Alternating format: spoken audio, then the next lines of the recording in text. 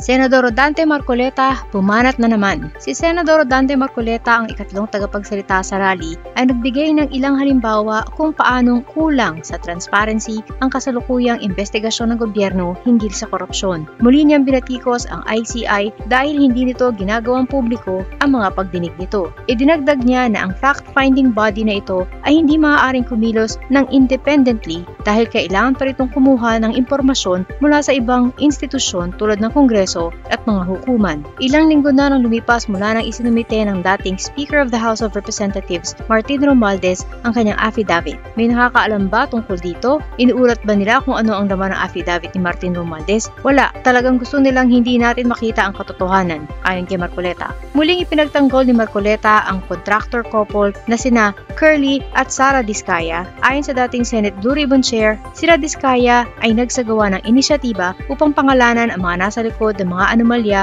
sa public infrastructure projects na naglalagay sa panganib sa kanilang kaligtasan at kaligtasan ng kanilang pamilya. Ngunit inulit ng senador ang paratang na sinubukan daw ni Justice Secretary Jesus Crispin Remulla na pigilan ang pagsasama kina Diskaya sa Witness Protection Program sa pamamagitan ng pagdemand na isauli ang pera na kanilang ninakaw. Idinagdag niya na hindi kailangang sumunod sa ganoong rekisito sina Diskaya sa simula ng proseso ng aplikasyon dahil hindi ito saklaw ng batas. Ipinagtanggol din ni Marcoleta si Guteza na tinawag niyang ang pinakakapani-paniwalang witness na naipakita ng Blue Ribbon Committee dahil sa pag-uugnay nito kay dating Ako Bicol Representative Zaldico kay Romualdez. Binatikos din ng senador si Remulla dahil sa umunoy pagpataw ng mga hindi kinakailangang rekisito hinggil sa video ni Ko na nag-akusa na sina Pangulong Marcos at Romualdez ang nag-utos ng 100 bilyong halaga ng insertions sa budget ng 2025. Naglabas ng pahayag ang ombudsman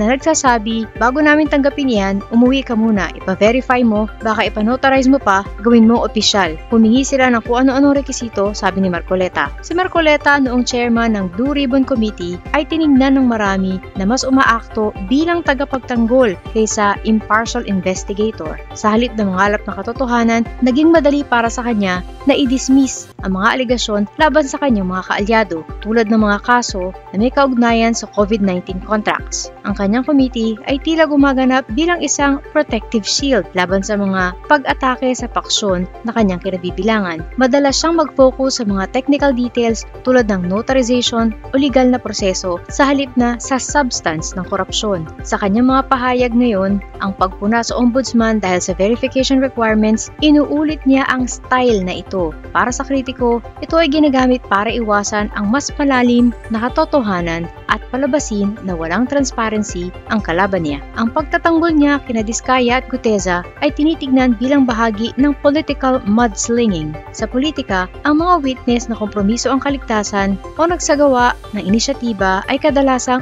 witness na mayroong personal vendetta o may sariling legal na kaso na gustong takasan. Ang pagtawag kay Guteza na pinakakapani-paniwalang witness dahil lang sa pagkukonekta niya sa kalaban ng bloc ni Marcoleta ay isang matinding red flag. Ang publiko ay lagi nagdududa sa mga witness na lumalabas lang sa gitna ng matitinding political feud, lalo na kung ang chairman mismo ang nagtatanggol sa kanila ng walang cross-examination o thorough investigation. Dahil sa kanyang track record bilang chairman at ang lantad niyang pag-align sa isang political bloc, ang kanyang mga pahayag ay kadalasang tinitignan bilang politika, hindi investigasyon.